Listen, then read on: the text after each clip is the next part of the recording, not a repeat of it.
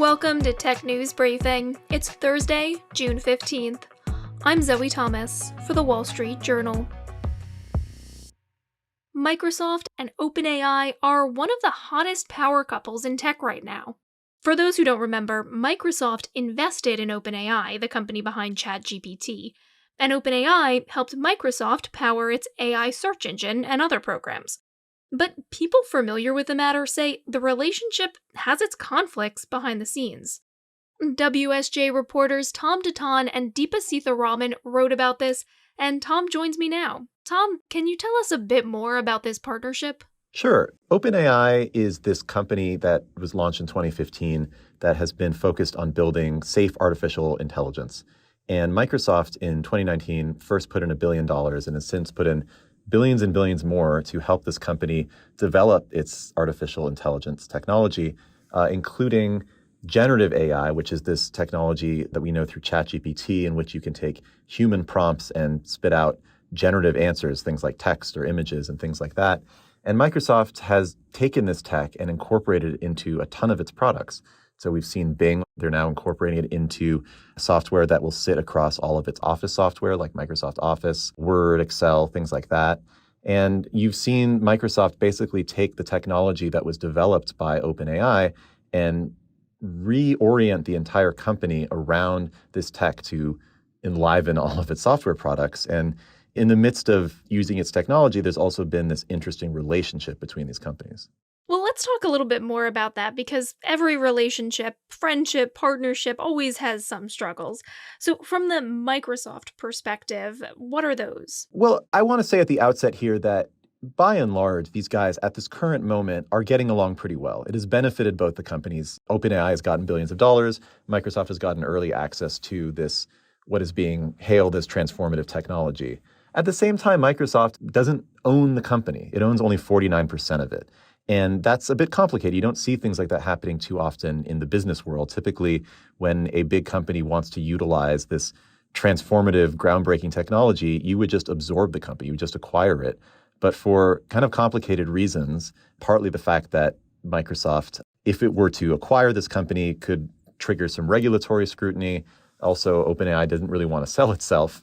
It doesn't own the company, which means it can't control all the products that it's working on. It can't control all of the initiatives that they're involved with. And so in one sense, it's a huge part of Microsoft's business, but it also can't really tell OpenAI what to do.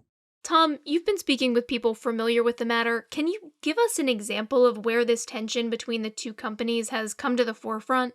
When Microsoft began incorporating and building the tools to incorporate the generative AI GPT technology into Bing and basically revamping Bing, there were some warnings from the OpenAI folks that were saying, look, you guys are using this underlying technology called GPT-4. It hasn't been fully trained yet in terms of dealing with all the different kinds of responses that this generative AI tech needs to function a lot more reliably.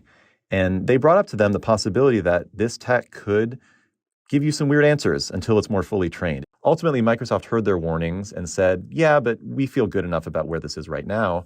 And, an argument could be made that OpenAI was right about a lot of things. I mean, if you followed the coverage, a couple of days after Bing launched its new chat tool, some reporters and users were able to get it to say some pretty bizarre stuff. And these are the kind of responses that the OpenAI people were saying were possible until the technology was more fully trained.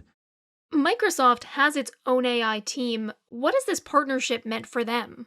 Once the OpenAI investment started growing and growing, Microsoft needed to redirect more of its resources to making sure that OpenAI's tech was given priority, because it is the priority right now. And so if you were someone within Microsoft's research division and you were working on artificial intelligence, you're basically playing, if not second fiddle to OpenAI, then at least sort of subservient to the products that they're working on. And so there's been a not small number of grumbles from people inside Microsoft's research team saying, like, we don't have the resources that we used to get now because a substantial portion of that has been redirected toward OpenAI.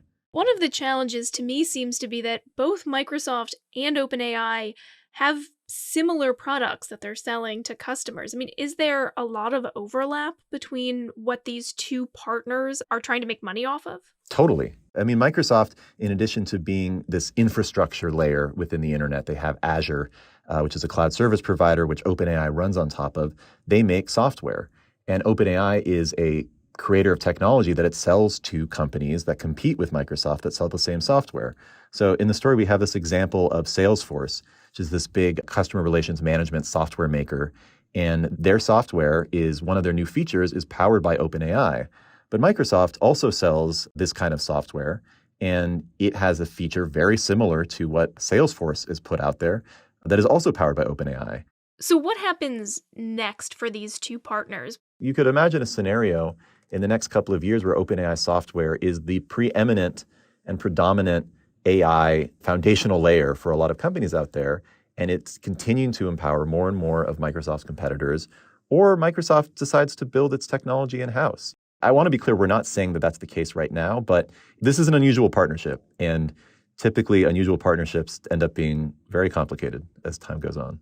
That was our reporter, Tom Dotan. And that's it for today's Tech News Briefing. For more tech stories, head over to our website, WSJ.com. I'm Zoe Thomas for the Wall Street Journal. Thanks for listening.